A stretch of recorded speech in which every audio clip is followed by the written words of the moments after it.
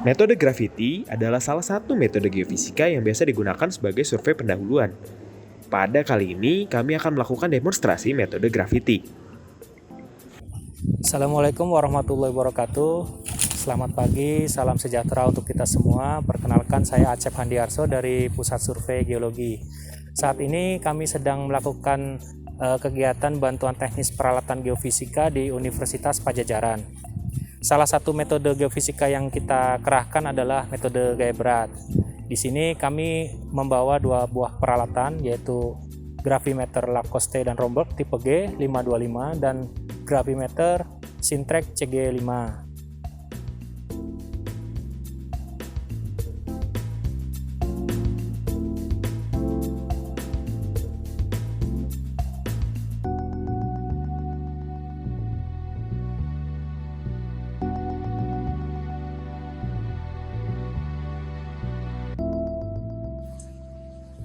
Kalau dia galvanonya di kanan, maka putarnya ke kiri gitu ya. Mungkin udah pernah ya.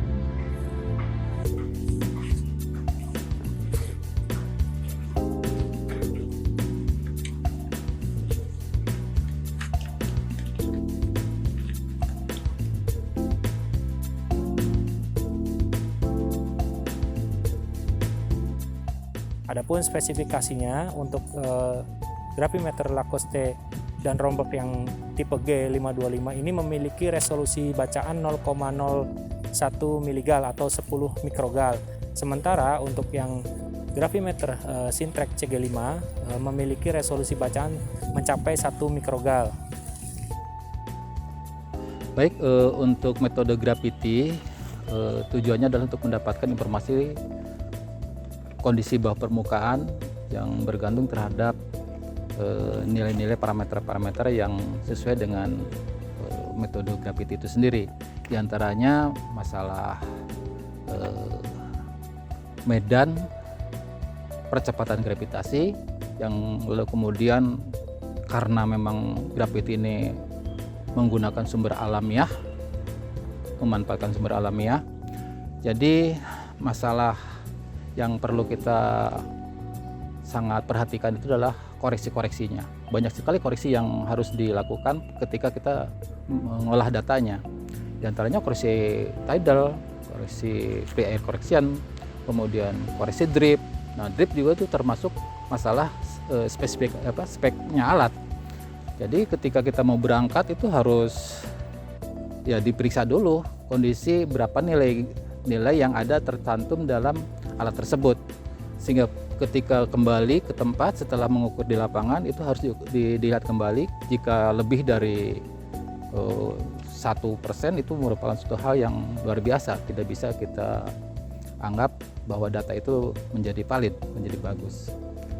Kemungkinan kalau seandainya datanya terus digunakan, diproses, itu akan terjadi hal-hal yang tidak bisa kita jadikan sebagai data yang baik. Menurut orang geologi, data sampah ya keluar seperti sampah.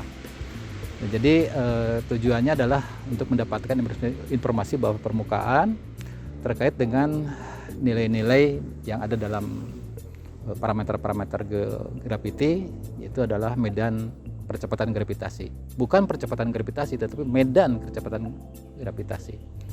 Mungkin itu saja sementara yang bisa saya sampaikan. Tentunya akan lebih banyak lagi nanti yang harus diuraikan, termasuk pengolahan data dan lain sebagainya. Terima kasih. Kemudian pengukuran gaya berat sendiri selalu menggunakan sistem looping, di mana kita berangkat dari satu titik base, kemudian kita melakukan pengukuran, kemudian kita harus kembali ke titik base tersebut. Di situ kita bisa melakukan perhitungan drift atau kelelahan alat. Dalam melakukan akuisisi data gravitasi menggunakan Skintrax, yang pertama dilakukan adalah mencari tempat yang relatif datar. Lalu taruh plat tripod dan diatur levelnya menggunakan pengaturan kasar. Kemudian taruh unit Skintrax-nya dan di leveling lagi sesuai dengan indikator yang ada pada layarnya. Akuisisi data menggunakan Skintrax dapat dilakukan secara otomatis dengan waktu yang relatif singkat, yaitu sekitar 1 menit.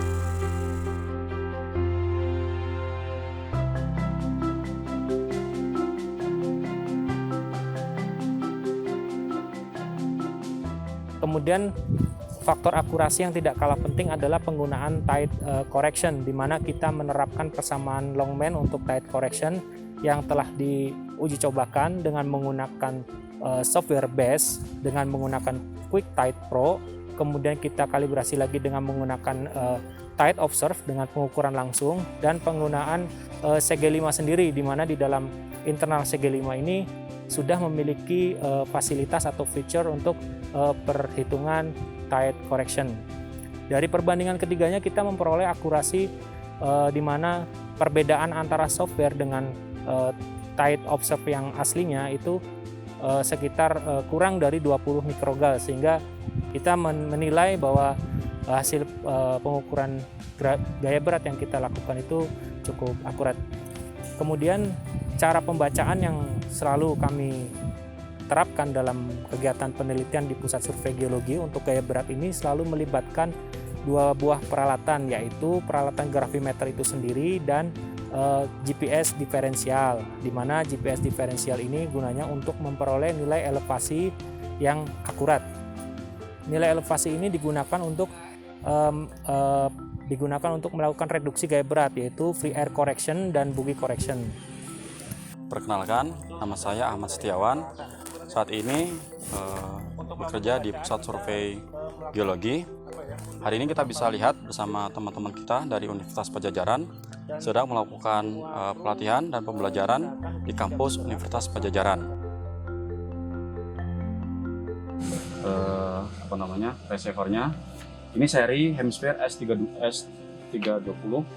Kemudian ada ini controllernya untuk melakukan sampel dari receiver. Dalam melakukan instalasi Hemisphere S320 ini, yang pertama dilakukan adalah mengaktifkan alat ini hingga didapatkan sinyal dari satelit. Selanjutnya, pemasangan ke monopod sebagai tiang pengangkat Hemisphere S320. Dan yang terakhir, instalasi tripod agar tiang pengangkat bisa stabil dan tidak jatuh.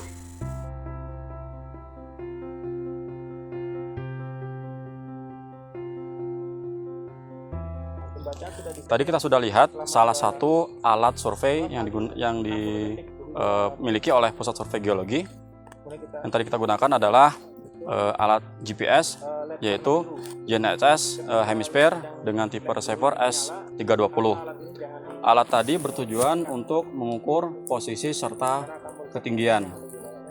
Beberapa unit yang ada dalam alat tersebut antara lain media penyimpanan, kemudian tadi kita bisa lihat juga receivernya, kemudian juga tadi kita bisa lihat controller untuk mengontrol bagaimana atau melihat cara kerja dari receiver tadi.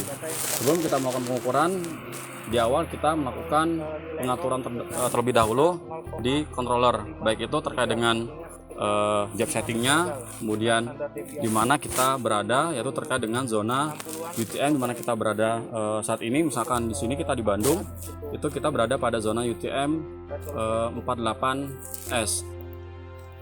Kemudian hasil yang kita peroleh adalah posisi, tentunya longitude, latitude, serta ketinggian. Ketinggian yang diperoleh dari pengukuran ini adalah ketinggian ellipsoid. Karena alat ini selalu bersandingan dengan pengukuran gaya berat. Pada pengukuran gaya berat kita membutuhkan ketinggian geoid. Untuk itu, dari ketinggian ellipsoid yang telah kita dapatkan tadi, kita perlu tahu undulasi terkait di mana posisi kita mengukur. Oleh karena itu, pada survei pendahuluan kita juga perlu mengetahui kira-kira berapa undulasi di daerah survei kita. Untuk mengetahui undulasi ini, kita memerlukan informasi tambahan, yaitu informasi terkait dengan posisi long lead dari posisi tersebut, kemudian ketinggian ellipsoid serta ketinggian geoid di daerah tersebut. Nah, informasi ini kita bisa peroleh dari benchmark yang dibuat oleh Badan Informasi Geospasial, dan ini tersebar merata di seluruh Indonesia, dan kita bisa gunakan informasi ini sebagai data tambahan untuk pengolahan lebih lanjut terkait dengan data ketinggian yang kita peroleh.